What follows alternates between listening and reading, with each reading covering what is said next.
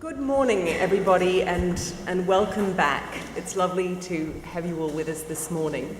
And it's a particular honor and pleasure to have the President of Kosovo with us this morning. I'm delighted that it's your second trip to the Blavatnik School of Government, President, and that you've come back to speak to us on this theme on which you have led in a way that has inspired a lot of public servants around the world to think about public service. President Jahjaga was elected President of Kosovo in April 2011, but prior to that she was the Deputy Police Chief of Kosovo. And what's extraordinary, there are many extraordinary things about the Kosovo story, a country that was at war just 15 years ago and how it has rebuilt itself. But one part of that story, which the President has kindly agreed to speak about this morning, is that 15 years ago, the Kosovo police were one of the most hated and distrusted institutions in the country. And today, they are one of the most trusted, in fact, the most trusted institution in Kosovo. And the President was the person who was leading that police force and leading that transformation. You're a wonderful example to us all of public service, and thank you for joining us this morning, President Jahjaga. May I turn to you.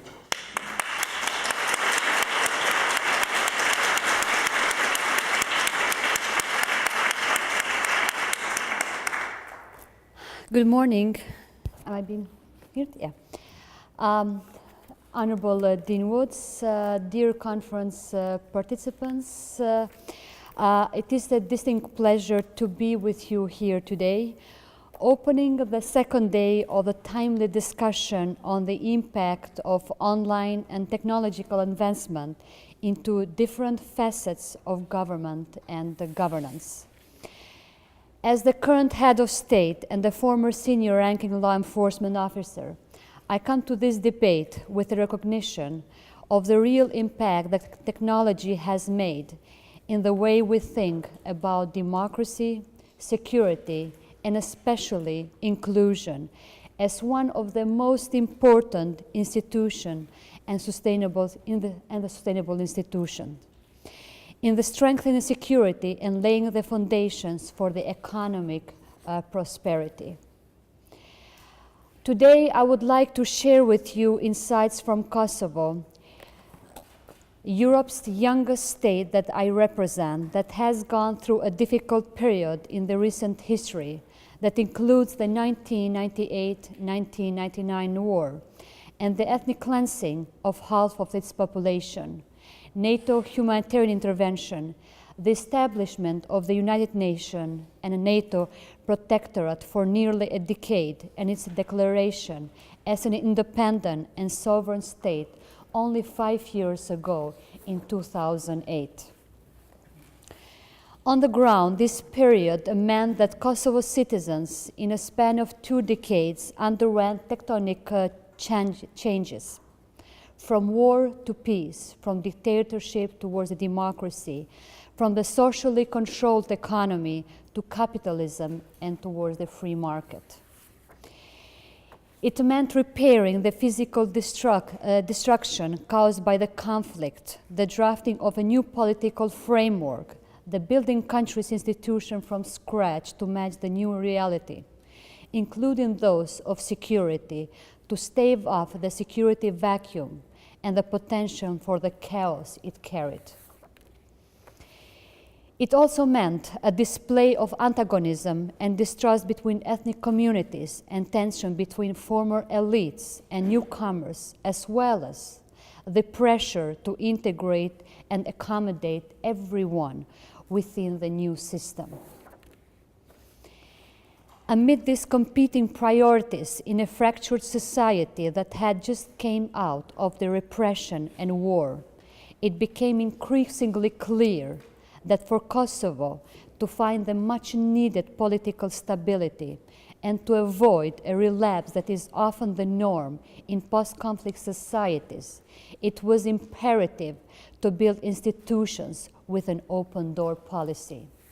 Institutions that would be not only a reflection of its multi-ethnic and multicultural composition, but also developed by taking into consideration the context of Kosovo's past and its future ambitions. In the past, Kosovo citizens have lived under unimaginable repressions exercised by the Serbian state apparatus, which included a highly politicized and brutal police force that prosecuted them based on their ethnicity and their political views. In the future, as an independent state, Kosovo seeks membership into the European Union, and its leadership across the board has expressed its commitment to meet the preconditions linked to the accession process. For a generation that came of age in a Hobbesian world of continuous fear and danger, it was important to center these efforts on the rule of law and to restart the process of rebuilding with the international community by focusing on the creation of the local capacity, namely the Kosovo Police Service, as one of the steps of the exit strategy for the Kosovo international administrators and the stepping stone to the Kosovo's independence. Due to the context, the challenge was not only to build a professional police force, but also in building the trust of the citizens of Kosovo into these institutions and in its uniform, which was associated with fear and was used as a tool of the repression. As we started rebuilding the institutions of Kosovo, we were also rebuilding the trust of the people in these institutions. We knew we could earn this trust only by offering security and equal opportunities to everyone, regardless of their ethnicity, regardless of their gender. In this important journey, we were fortunate to have by our side thousands of men and women working under the United Nations umbrella, who brought with them to Kosovo the best practices of how to build a capable, trustworthy police force, and who had the willingness to trust Kosovo citizens in their drive to build a different, new, inclusive country of Kosovo. In its first month of existence, we sought to build trust and legitimacy in the police force as an institution by addressing the reflecting three main principles that guaranteed inclusiveness as prescribed by Kosovo composition and its tradition, and later its constitution. As first, political reconciliation. As second, multi-ethnicity and multiculturalism. As third, gender balance. As in many post-conflict societies, the police force became a key institution to absorb former fighters of the Kosovo Liberation Army that had fought for Kosovo's independence, a key process that ensured the proper demilitarization of the guerrilla force and the reintegration of its members into the civilian life. It also included in its ranks former police officers who had served under a system ruled by the socialist Yugoslavia, who had experience in policing and the institutional memory, by training them into the new standards of policing, by which the police worked for the protection and the service to the country's citizens. Despite the ethnic animosities that existed between Kosovo's main ethnic groups, in order to secure the buy-in of the whole spectrum of Kosovo's population, it was imperative to recruit members of the minority communities and to start joint patrols in ethnically mixed areas to convey the message that the police force was a reflection of Kosovo's ethnic and cultural makeup, and that it strove to maintain multi-ethnicity at the foundation of the new state. And lastly, Since Kosovo's police was among the first institutions to be established in the country, it was important that it led by example by recruiting the largest number of the women in the service. The efforts to strike a gender balance in the Kosovo police did not only tear down some of the misconceptions about the traditional role of the men and women in what remains a patriarchal society, but it also increased the trust in the institutions by showing what it meant to create a democratic institution guided by the excellence of its officers and not by the tradition.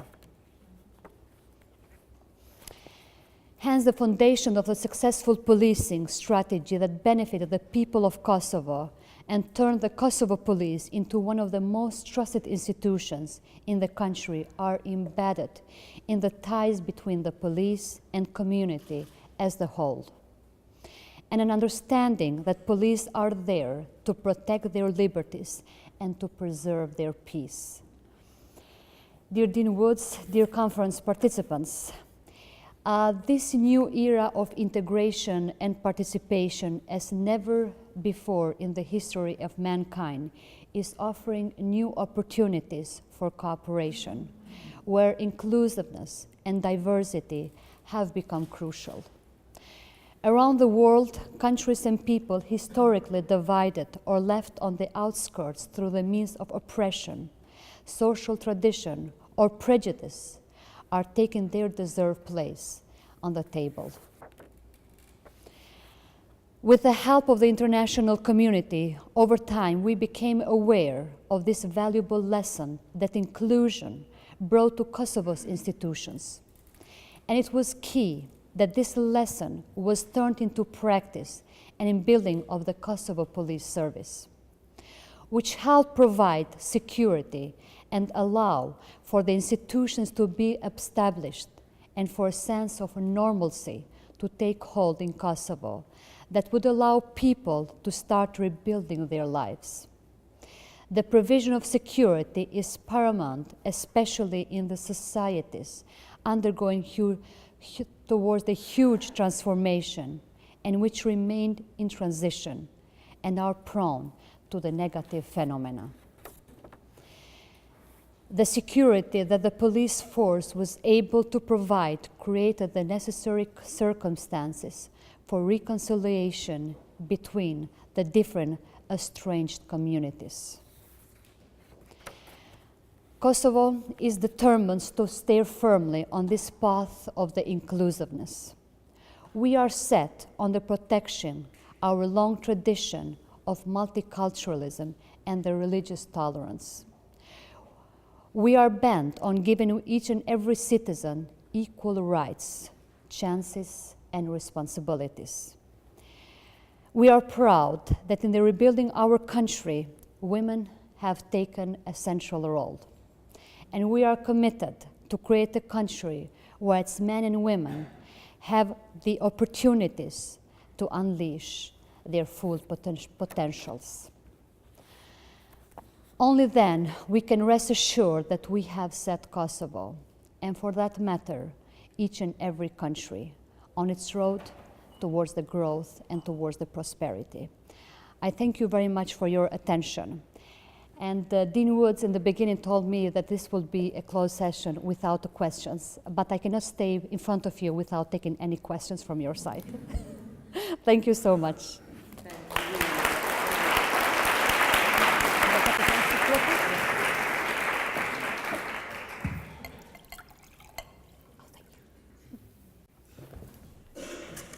The President has kindly agreed to take questions from you, so can I invite questions from you? Yes.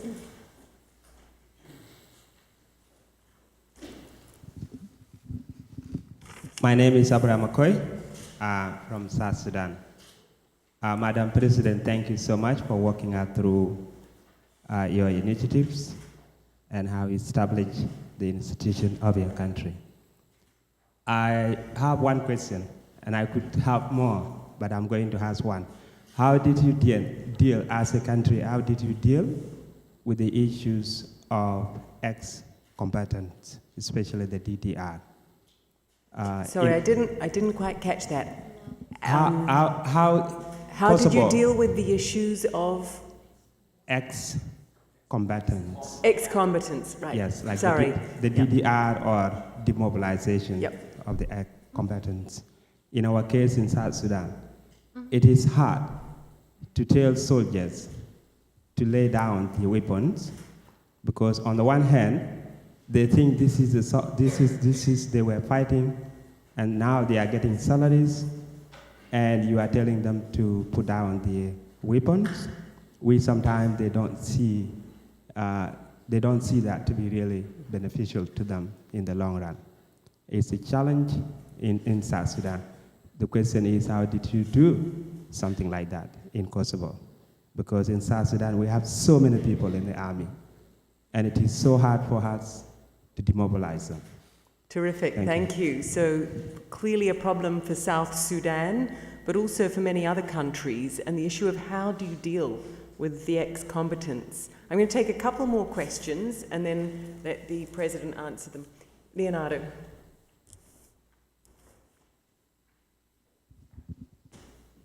Good morning and thank you. My name is Leonardo. I'm a student in public policy at the Blavatnik School of Government. So my question is, you somehow redefine the identity of policemen, and I'm interested in the process that led to the redefinition of this identity. Did you train them? Did it imply education, incentives, financial incentives, motivation? So I'm really interested in how you redefined and how society also redefined the perception of these policemen. Thank you. Great. So how do you get the police to redefine itself? Is that second question. And then we have a question over here.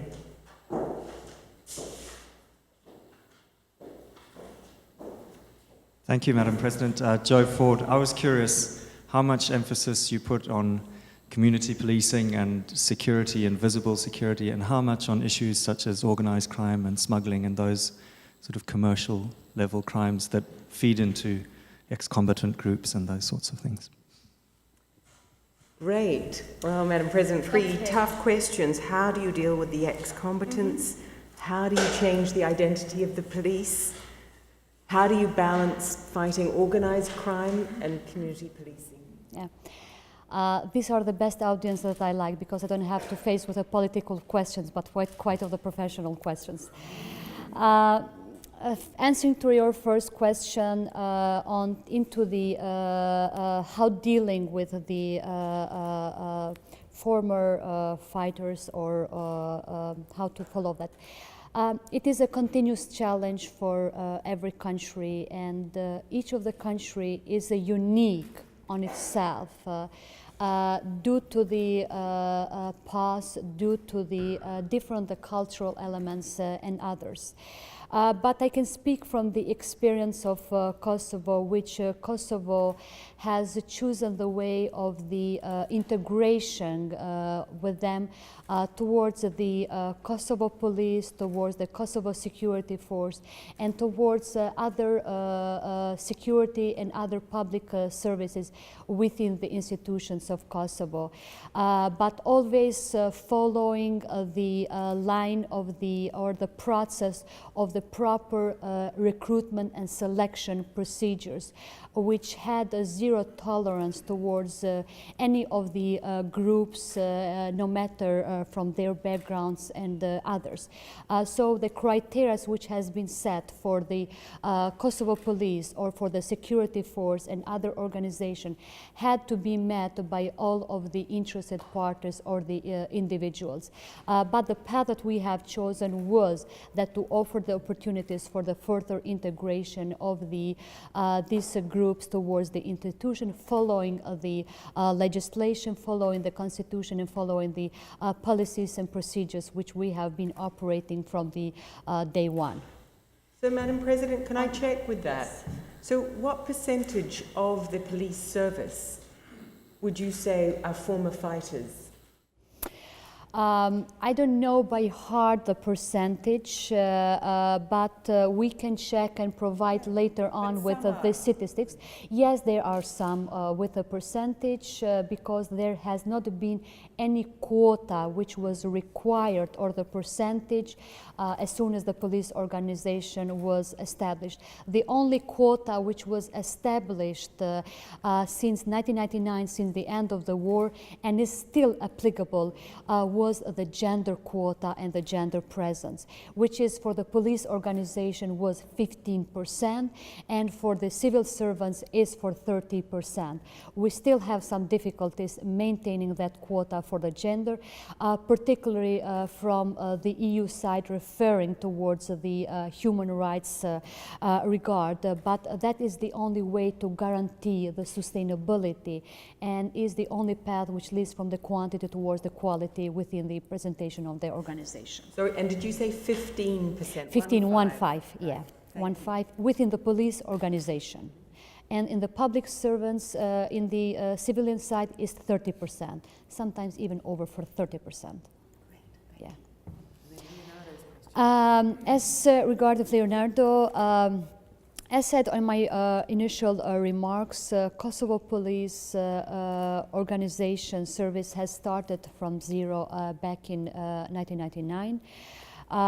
Which the country which we have inherited, totally destroyed from the war, from the consequences, and trying to build the all institutions of the country from zero. And one of the institutions which was built from total scratch was the Kosovo Police Service, including their recruitment and selection process, including their advertisements, which we have done a lot of efforts into the advertisement for seeking the citizens to apply and to join the police organization, because in the beginning we had some difficulties, because we had the citizens which they have once feared the police organization, which they once saw the uniform as the part of the repression, as the part of the brutality of the massacres and others, and then trying to put on the eyes of our citizens the police organization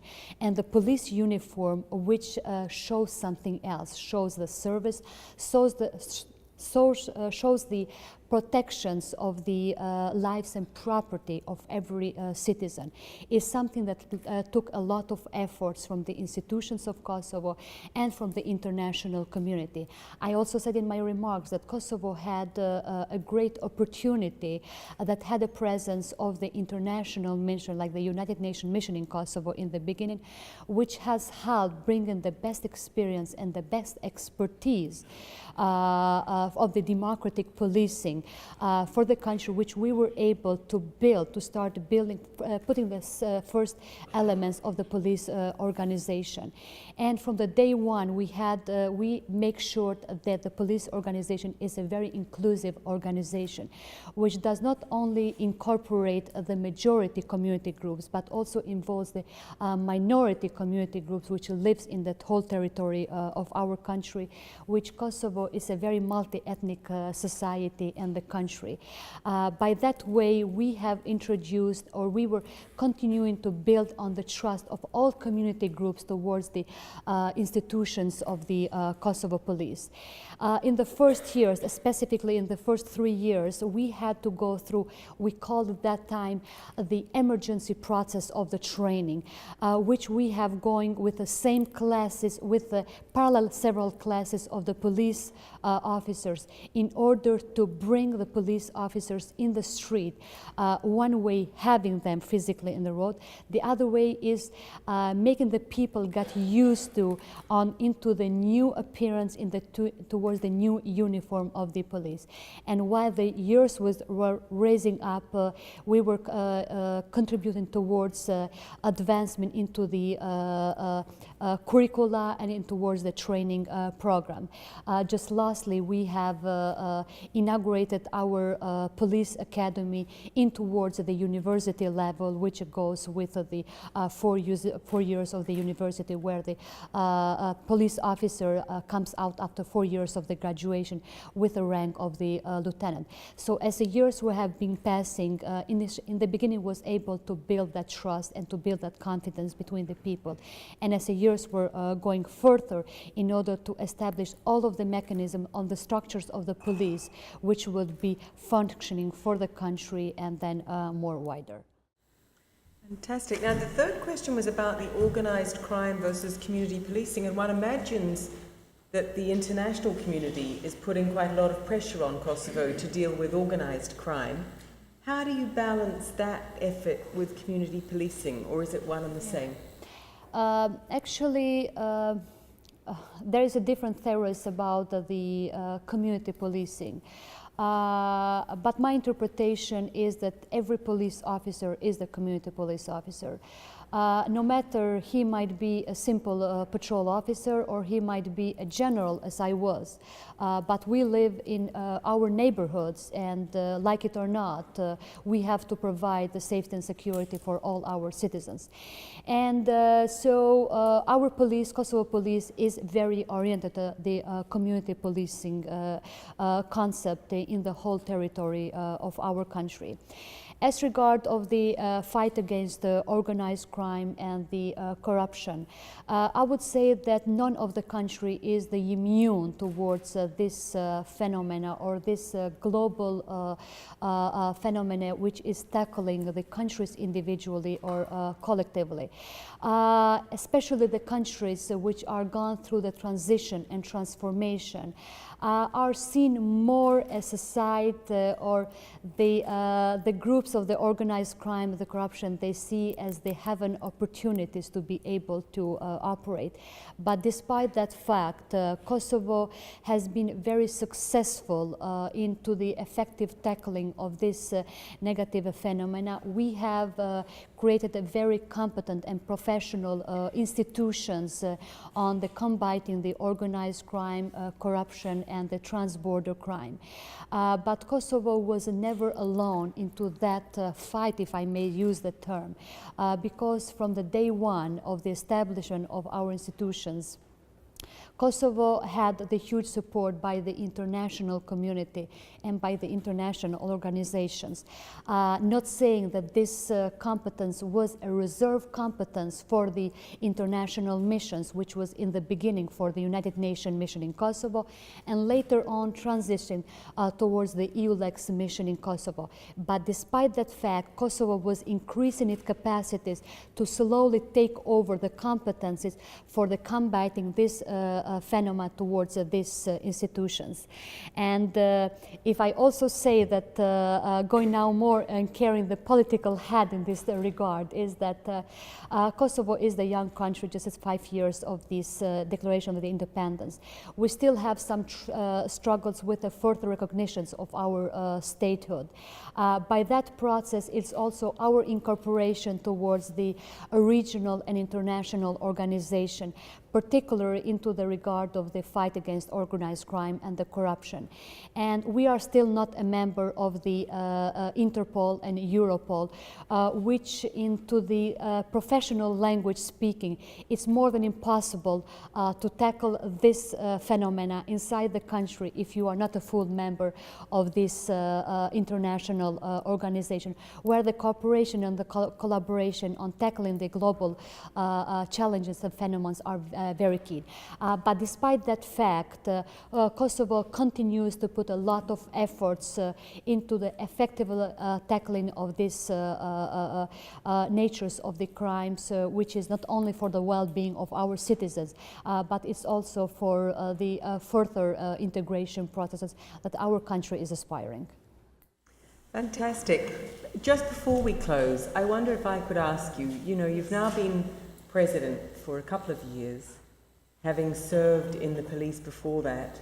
What has surprised you about being president? Or what is it that you might wish you had known when you were deputy police chief that you now know about government? There's so many things that I wish I would knew it. But still, it's good that we are there now and we are moving towards that direction. But one common thing that I see from the both profession or both profiles is that it's serving towards the people and serving towards the citizens. And that should be the main rule and a main direction that no matter which organization you are, no matter which background you are, it's about serving out of the best towards your community and towards your citizens with a purpose of advancing and tackling the best ways necessary. President, thank you so much. You've given us this morning a wonderful glimpse of principled leadership. It's very interesting for us all in thinking about reforming institutions and police forces in our own countries, to think about how you go about that. And the President has laid out a wonderfully principled sense of 3 guiding principles to lead reform, which must make it, in a very challenging environment, that much easier for everybody working with you to understand where they're trying to get to. Thank you for inspiring us all this morning, President. Can you all join me in thanking the President?